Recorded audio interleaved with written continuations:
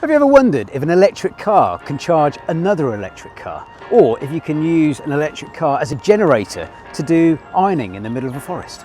Today we're mostly filming the Kia EV6, which has V2L innovation. Perfect if you need to do some emergency last minute ironing.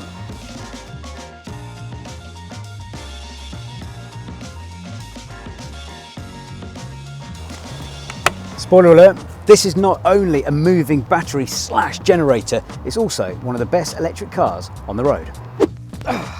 Introducing the Kia EV6.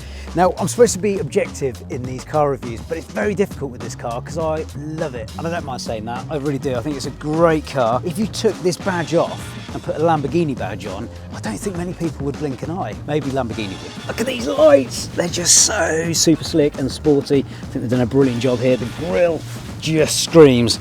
Let's go fast. Come around the back here, something that has divided opinion, the door handles.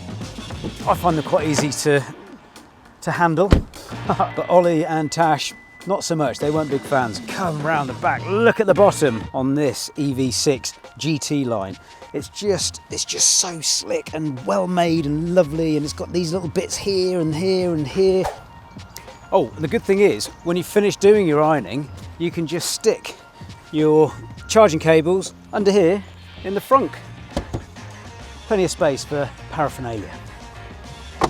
Unfortunately, it can't fit the iron, but it can fit other bits and bobs like cables.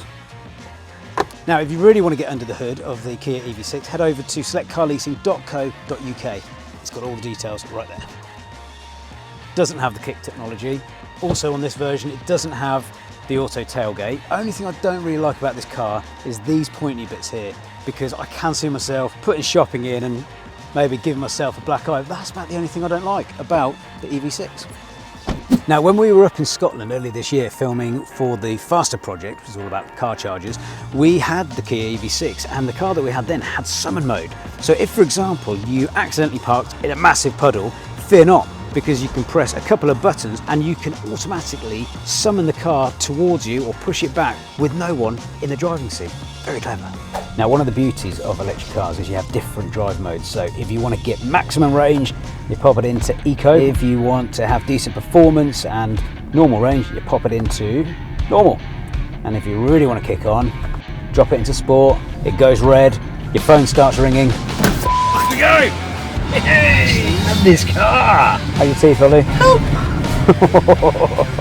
Okay, we're in a bit of traffic at the moment, so let's talk about the rivals for this car. You've got the Polestar 2, you've got the Tesla Model Y, you've got the Ford Mustang Mach-E, you've got the Genesis GV60. Genesis GV60 is one of my favourite cars I've driven this year. This is cheaper, but it does almost everything that the Genesis GV60 can do. It's just a little bit more practical. It's got loads of space in the back, loads of boot space as well, and it just drives beautifully, looks great. If you want to see any of the other reviews of those vehicles, then just head over to Select Car Leasing YouTube, because it's got all of them.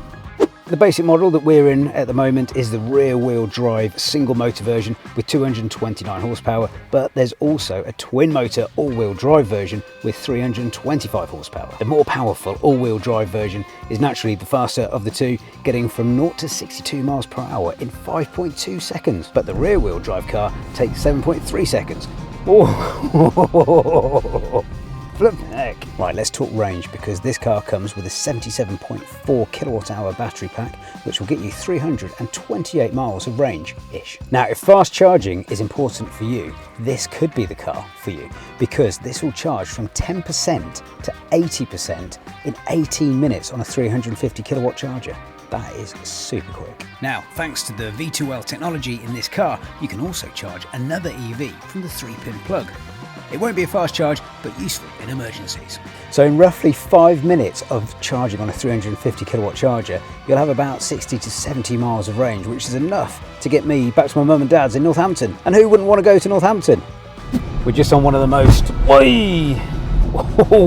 one of the most uneven road surfaces in the area. I like to bring the cars down here just to see how it handles it, especially at speed. Not bad.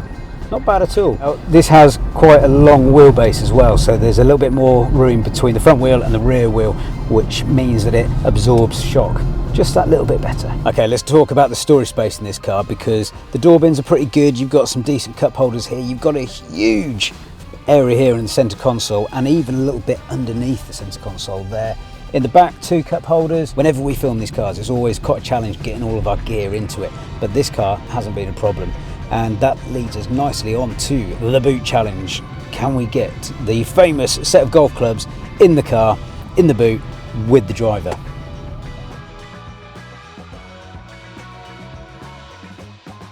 Well, unfortunately our time is coming to an end with the Kia EV6. I really don't want to give it back, and I know my kids love every single car that we review, but this one is the one for me, I think.